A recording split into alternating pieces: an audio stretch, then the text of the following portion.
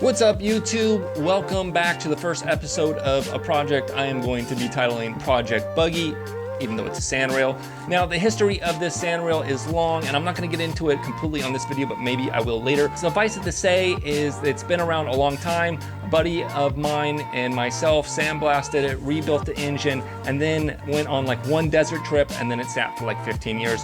Popped it into the garage about a month ago. It was seized, water in the engine, drained that. Took me 3 days to unseize the engine, and I got it running.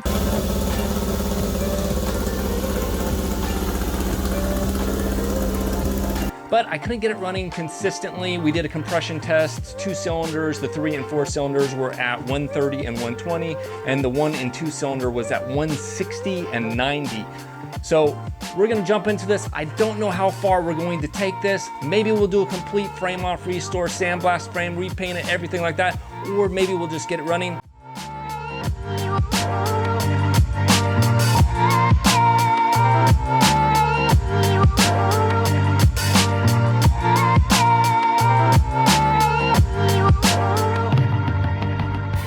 Let's go ahead and get this head off. This is the good side. This is the side that really didn't have any problems, or the compression was pretty good. So I don't suspect this being very bad, but it has been sitting a long time.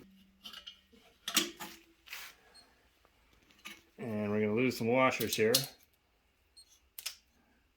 And that's not too bad. There's some rust down in here, but it doesn't look too bad. All right, this is cylinders 1 and 2. These were the problem cylinders we had. And see what we can see.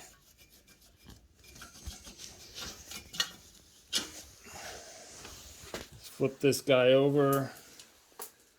I mean, it's carbonized, pretty black, but I don't see anything real issues.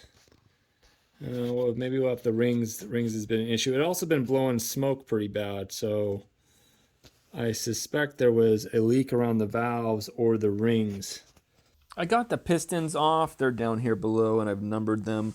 This piston, when I originally broke a valve spring, sent the valve into the top of that piston, so that's why that's all marred up. I took it to the shop. They said it'll probably be fine, and I had their heads redone at the time, but we kept that piston. Again, this engine was rebuilt fresh and only had a couple runs on it before it sat. So we got the pistons out. They don't look too bad. Frankly, the rings don't look too bad to me either, but the cylinders do, and we can get a shot of that in a second. But with the pistons out, I'm the side-to-side play on these connecting rods is fine. I've looked at that, and the inside, you're not gonna really be able to see it, but the cam looks good. The lifters look good. I don't see any problems with that. Now, I don't know if we're gonna split this case apart yet. I haven't decided. I don't think so, though. It looks like everything's there. You know, if I did split the case, I probably end up just throwing a stroker crank and a camshaft in it, because why not at that point in time? But so far, everything looks good on that. The head bolts don't look terribly great. I haven't decided if I'm going to pull those off and clean them up, or if we're just going to buy new ones, or what. But other than that, I think everything looks good on the lower end of this engine. The only other thing that I'll say is I should have, an oversight on my part, is when I originally changed the oil and there was water in it, I should have taken this screen off. I forgot that this engine used a screen and I didn't. And so now when I pulled that screen off, I'll throw in a picture or a clip here, it was just gummed up with all that milky water, contaminated oil. And so I feel like it always had high oil pressure, like in the 40s, almost always in the 40s. And I suspect that's probably one of the problems. So we cleaned that out. Here's a shot of that. We can put a shot of that in here. It's all cleaned out, and we'll replace the gasket and put that back when we put everything back together. One thing I've noticed, like on this number 2 cylinder, which had 90 psi compression, is the skirts on these pistons are all worn. So that probably is part of the issue as well.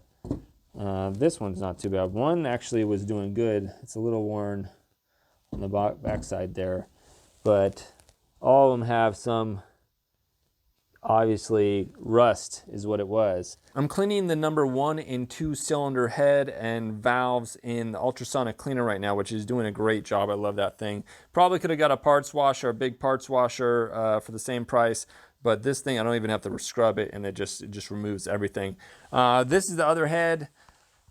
This one actually looked pretty good. The exhaust valves on the other head were completely carbon. There was just, the whole thing was black. And then here are the springs and the keepers and the shims. While we clean this other thing out, I wanted to go over some of the jugs with you guys. This is the number 2 cylinder, which is our absolutely worst cylinder. And I think you guys can see this. So this was the worst cylinder. You have some crosshatch down there, but on the upper area where the rings actually ride, there's quite a lot of pitting and rust and chipping, like that piece right there. I think you could almost catch a fingernail on.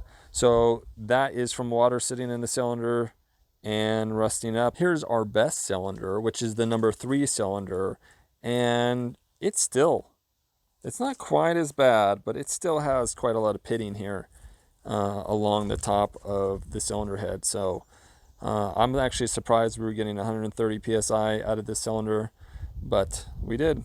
All right, guys, well, I think we'll wrap up this video here. We just scratched the surface on this project, so make sure you hit subscribe and like this video. Leave a comment down below if you have a question or a comment about this build in particular, or you just want to say hi, and I will see you guys next time.